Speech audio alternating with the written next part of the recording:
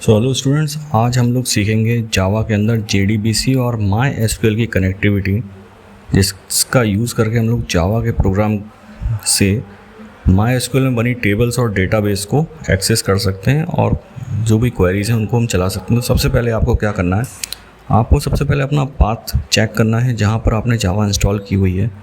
तो आप पहले उसको लोकेट कर लें और उसके बाद उस पाथ को कॉपी कर लें। जनरली हम लोग पाथ के लिए इन्वायरमेंटल वेरिएबल बना के रखते हैं, तो आपको पहले पाथ कॉपी कर लेना है और यहाँ उसमें कुछ चेंजेस करना है JDBC के लिए। दूसरा, आपको MySQL कनेक्टर डाउनलोड करना है, MySQL connector.jar। ये आप इंटरनेट पर सर्च करेंगे तो आपको फाइल मिल जाएगी, तो ये आपको डाउनलोड करके रख लेना है। एक बार ये आपकी डाउनलोड हो जाए उसके बाद आपको इसको किसी फोल्डर के अंदर सेव कर लेना है। तो यहाँ आप देखेंगे ये जार फाइल, आप सोर्स कोड पर जाएंगे तो आपको पहले ही नंबर पर मिलेगा और वहाँ से आप इसको डाउनलोड कर लें।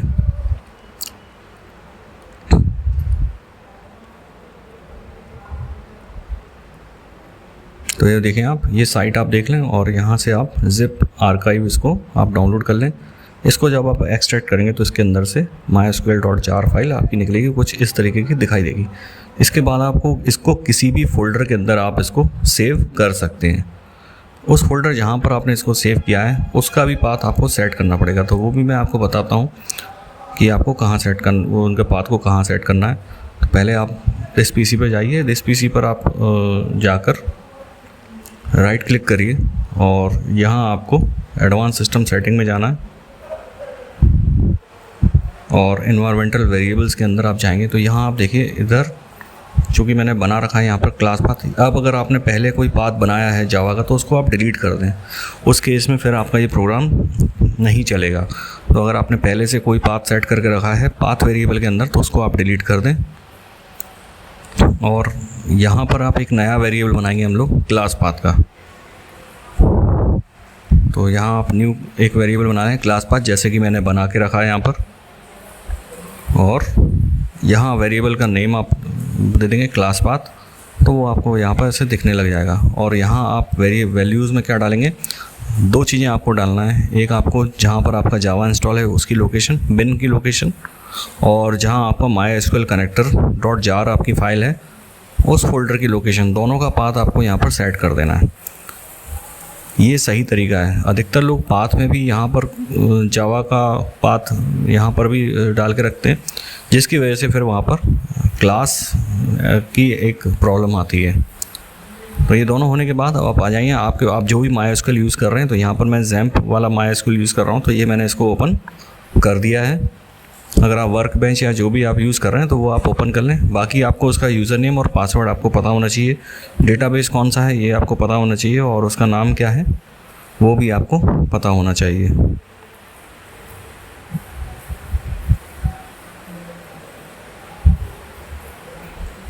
ये सब होने के बाद अब हमारा अगला काम है कि प्रोग्राम लिखना।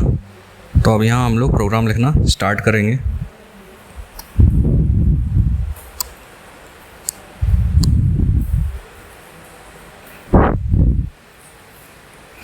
सबसे पहले हमको इंपोर्ट कर लेना है वो सभी पैकेजेस जिनका हमको यूज़ करना है JDBC के लिए। तो जो पहला पैकेज हम लोग यूज़ करेंगे वो है हमारा SQL कनेक्शन। उसके लिए हमको लिखना पड़ेगा import java.sql.connection। दूसरा हमको जो चाहिए पड़ेगा वो पड़ेगा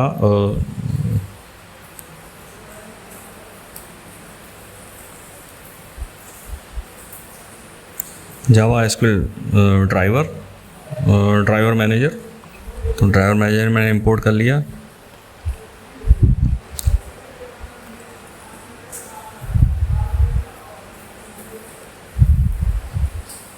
रिज़ल्ट सेट चाहिए पड़ेगा, क्योंकि हम जो क्वेरी चलाएंगे उनका जो रिज़ल्ट आएगा उसके लिए हमको रिज़ल्ट सेट भी एक पैकेज हमको चाहिए पड़ेगा।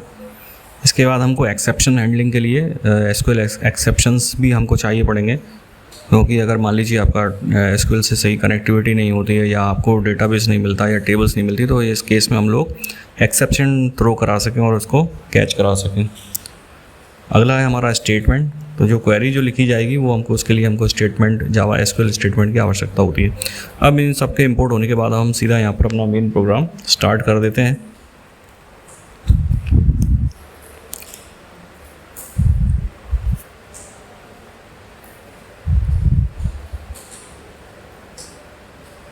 तो यहाँ पर जैसे कि मैं बना रहा हूँ माय फर्स्ट, मेरे प्रोग्राम का नाम है।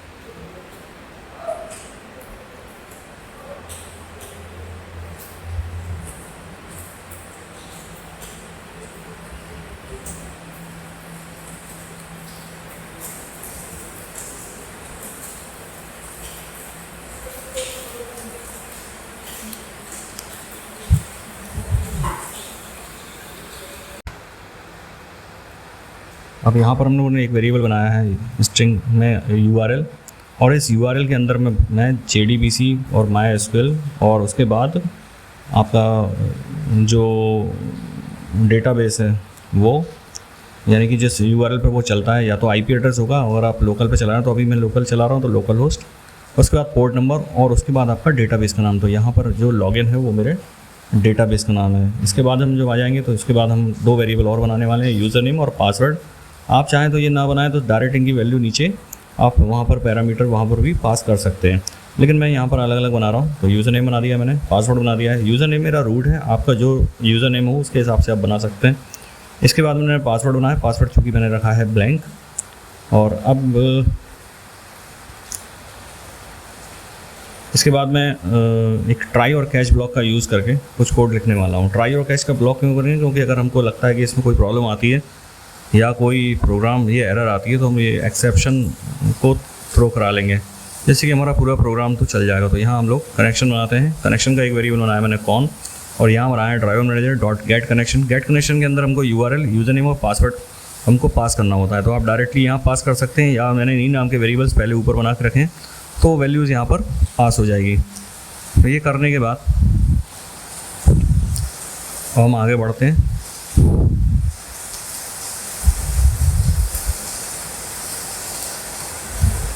इसके बाद हमको स्टेटमेंट जो क्लास है उसका एक हम लोग ऑब्जेक्ट बनाएंगे STM, और उसमें हम लोग कनेक्शन जो हम लोगों ने बनाया था वेरिएबल कनेक्शन क्लास का, वहाँ से हम लोग बनाएंगे कनेक्शन डॉट क्रिएट स्टेटमेंट। और क्रिएट स्टेटमेंट फंक्शन के अंदर हम लोग यहाँ पर क्या लिखेंगे, SQL क्वेरी एक वेरिएबल फिर से बना दिया है मैंने।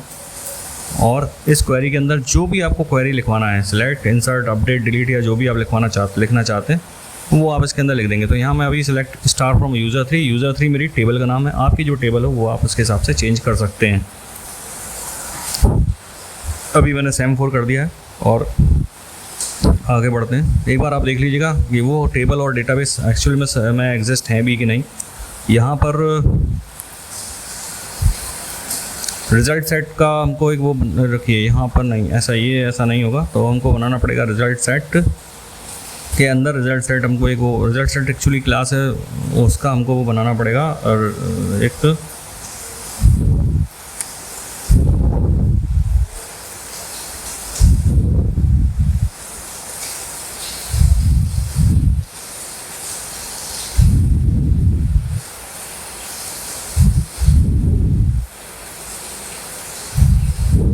इसके बाद हम लोग लिखेंगे वाइल रिज़ल्ट सेट। और चूँकि हमको ये क्वेरी तब तक चलाना जब तक हमको रिकॉर्ड तब तक फैच कराना जब तक कि पूरे रिकॉर्ड हमारे फैच नहीं हो जाते या क्वेरी के पूरे रिज़ल्ट फैच नहीं कर देती। तो हम लोगों को यहाँ पर वाइल लूप के अंदर बोलना है रिज़ल्ट सेट, और नेक्स्ट फंक्शन को हमने यहाँ पर कॉल किया हुआ है। इसको थोड़ा सा चेंजेस मेरे को करना पड़ेगा। रिज़ल्ट सेट के अंदर रिज़ल्ट सेट एक और मुझे वेरिएबल बनाना पड़ेगा, अब ये ठीक से काम करेगा।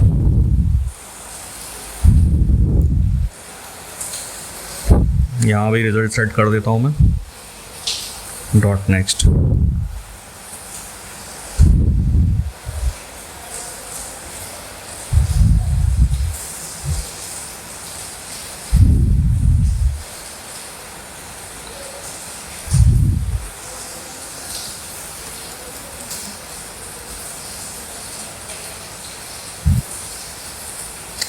इसके बाद रिजल्ट, यहाँ पर मैंने एक और वेरिएबल बनाया रिज़ल्ट। और रिज़ल्ट में क्या करेंगे हम लोग, जो हमारे टेबल्स के अंदर जो कॉलम्स हैं उनको हम लोग यहाँ पर पास करेंगे, और उसका जो डेटा है वो हमारा यहाँ पर जो वेरिएबल मैंने बनाया रिज़ल्ट, इसमें हमारा ये डेटा सेव होगा। तो ये हम लोग कैसे करेंगे, result set dot gate string के अंदर हम लोग यहाँ पर कॉलम का नाम लिखेंगे।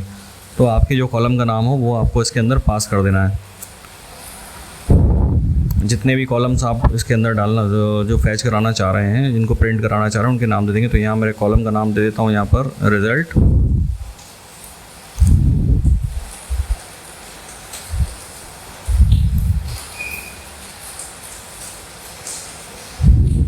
एक बात आपको ध्यान रखना है कि ये रिज़ल्ट जो है, एक स्ट्रिंग रिज़ल्ट, ये एक वेरिएबल हम लोगों ने बनाया है, और ये अंदर जो रिज़ल्ट है ये हमारे कॉलम का नाम है जो डेटाबेस की टेबल में है। यहाँ पर इसी प्रकार से नेम नाम का मैंने एक वेरिएबल बनाया, और यहाँ पर भी मैं इसके अंदर नेम पास कर रहा हूँ, चूँकि नेम भी एक हमारे यहाँ पर कॉलम का नाम है डेटाबेस के अंदर। तो ये दोनों चीज़ें फैच हो गई। अब हमको कराना है प्रिंट हम लोग कंसोल पर करा रहे हैं, इसलिए हम लिखेंगे system.out.println, और उसके बाद हम लोग आउटपुट स्टेटमेंट लिख देंगे। वो यहाँ पर क्या आएगा, यहाँ पर आएंगे वेरिएबल्स के नाम आएंगे, ना कि कॉलम्स के नाम आएंगे। कॉलम्स की जो वैल्यू है वो वेरिएबल में सेव हो रही है, तो रिजल्ट इज़, और यहाँ पर हम लोग देंगे रिजल्ट इज़ रिजल्ट, और नेम में नेम आ जाएगा।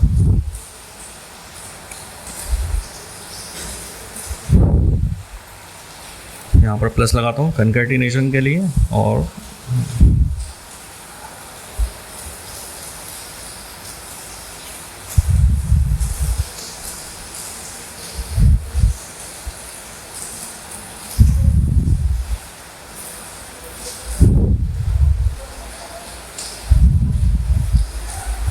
यहाँ पर लिख देता हूँ मैं नेम।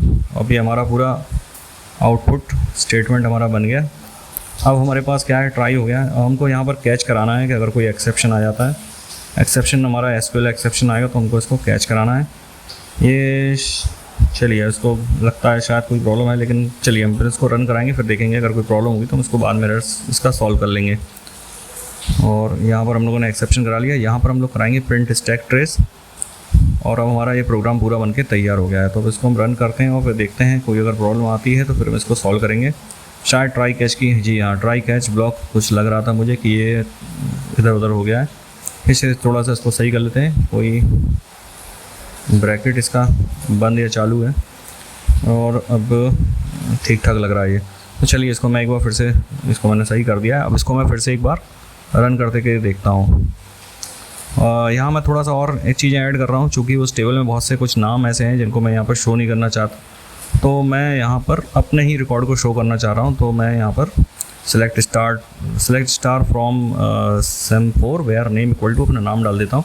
तो अब जो रिकॉर्ड फैच होके आएगा वो सिर्फ मेरा ही होगा, तो जिससे कि कोई प्रॉब्लम नहीं होगी। ये बाकी सब ठीक है। अब यहाँ पर जो मेरी नाम के करस्पॉन्डिंग जो रिज़ल्ट और नेम होगा वो हमारा यहाँ पर प्रिंट हो जाएगा। मैं लिख देता हूँ यहाँ पर, जिससे कन्फ्यूजन ना हो कि result is column name in your SQL database, और name is also a column name. अरे क्या लिखना, चलिए अब इसको मैं एक बार रन करता हूँ। रन करके देखिए, आप देखिए यहाँ पर आ गया result is pass and name is Yashwant Pathak. तो ये आप इस तरीके से चला सकते हैं। अगर अब मैं चाहूँ तो देखिए, अब मैं कुछ कॉलम्स को के नेम को चेंज करके भी दिखाता हूँ आपको। चूँकि वेरिएबल वही रहेगा, यहाँ पर कॉलम का नाम मैं चेंज कर देता हूँ CGPA, और CGPA की वैल्यू हमारी स्टोर हो जाएगी रिजल्ट में। अब मैं इसको अगर रन करूँगा तो यहाँ पर हमारा आएगा द रिज़ल्ट इज़, उसके बाद CGPA, और यहाँ चेंज करने की आवश्यकता नहीं है हमको। ये हमारा वेरिएबल है, इसको हम सेव करते हैं। तो यहाँ आपको वेरिएबल लिखना है, ना कि कॉलम के नाम। कॉलम के नाम आपको ऊपर लिखना है, जिनको हम वेरिएबल वैल्यू सेव करा चुके हैं। तो ये देखिए रिजल्ट इज़ 7.20 और नेम आ गया यशवंत पाठक। तो ये इस तरीके से हम लोग JDBC की पूरी कनेक्टिविटी इस तरीके कर सकते हैं। आप चाहें तो उसमें कुछ और भी चीज़ें लगा सकते हैं। ये देखिए मैं लगा रहा हूँ BT401, ये देखिए नीचे आ गया रिजल्ट A+ एंड मेरा नाम आ गया है। तो आप अपने हिसाब से इसको कर सकते हैं। अगर आप कंसोल में प्रिंट कर रहे हैं तो system.out रखिए। अगर आप कोई GUI एप्लीकेशन बना रहे हैं तो उसके अकॉर्डिंग इसको आप चेंज कर सकते हैं। आशा करता हूँ ये वीडियो आपको अच्छा लगा होगा, और इसी टाइप के वीडियो आप और देखना चाहते हैं तो मेरे चैनल को ज़रूर सब्सक्राइब करें। और जो लोग प्रोग्रामिंग में इंटरेस्ट रखते हैं या कंप्यूटर साइंस में इंटरेस्ट रखते हैं, उन तक ये वीडियो ज़रूर पहुँचाएँ। Thank you for watching.